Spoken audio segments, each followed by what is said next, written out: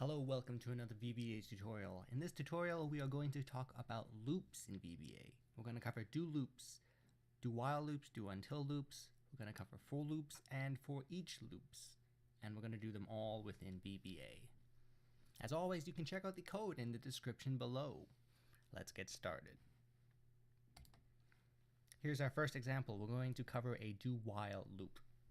A loop is just a sequence of steps that you're going to be performing automatically as long as a condition is met.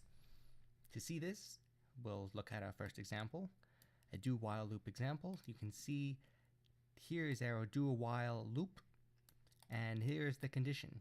If this is met, we're going to do everything within this loop, and we're going to keep repeating it as long as this is met.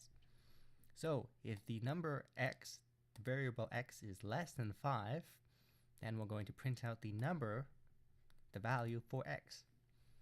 And we're going to increment x by 1. And we're going to keep doing this until it is no longer less than 5. So let's run this by pressing F5. 0, 1, 2, 3, 4, and 5. So it keeps going from the number 0. It's going to increase x by 1 each time until it reaches that number.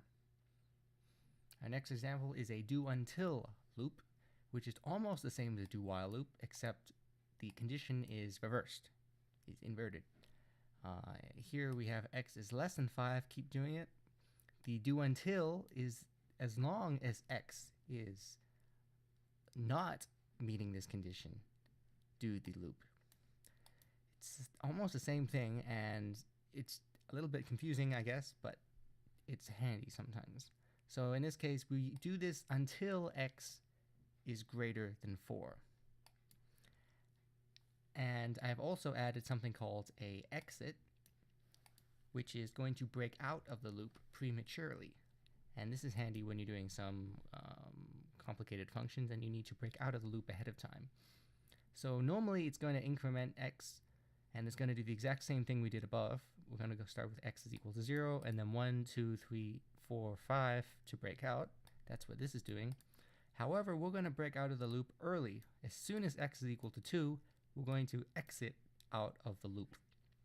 So if we run this by pressing F5, 0, 1, 2, and then it should exit. Yeah, so it breaks out of the loop early if the condition is met. And that's what an exit statement does. Example number 3, we're going to cover a for each loop. This is handy within Excel because you can use ranges here. For our example here, we have a for each loop, and this is how you start it out. You have for each something in something. In this case, we're using ranges. For each range, that's our cell here, in this range that I've given,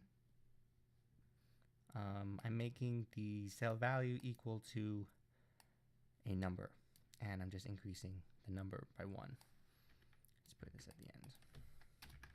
So if we run this, it'll make more sense. 1, 2, 3, 4, and 5. So what it's doing is it's increasing the value of x by 1 each time, and it's going to go through all of the cells within this range here, A1 to A5, A1, which is here, to A5, which is here, and it's making the cell equal to the value of x. You might want to make this a custom variable instead of manually entering in the range here, but this is handy for going through a range of cells. Next example is a for loop example, and if you've ever done any coding before in other languages, you will already know what a for loop is. A for loop is where you set a number to start off with and a number to end with, and it just continues the loop until it reaches from here to here. In this case, this for loop just increments by 1 each time, and all we're doing is we're going to sum the numbers up from 1 to 100. So it's going to start I is equal to 1, and then 2, and 3, and 4, and it's just going to add them up. 1 plus 2 plus 3 plus 4. and then it just outputs the sum of them. So if we run F5, you'll see the sum is 5,050. Finally, I'm going to show you how a for loop can be useful within Excel using ranges. So here is our example, final example of today, where we're going to be moving based on whatever the value of I is. So in our for loop, I keeps increasing from 1 to 5 in this case, and we can use that variable I within the ranges. So here I'm making the cell value equal to whatever I is. The cell's value is cell I and 1. And if I just write that here, cell I and 1, I is referring to here, and 1 is referring to here. So if you think of like x and y coordinates, here's your x coordinate, here's your y coordinate. And I is going to be 1 the first time, and this is going to be 1. So cell 1, 1 is going to be 0. Cell 2, 1 is going to be 1. Cell 3, 1 is going to be 2, and so on. So let's run this function, and you'll see exactly what I mean. Press F5. Cell's value is 0. Notice it moved automatically down. The cell's value is 1. It's just reading this. The cell's value is 2. The cell's value is 3. The cell value is 4. So this is really handy when you're in Excel because you can move and navigate through different ranges within Excel.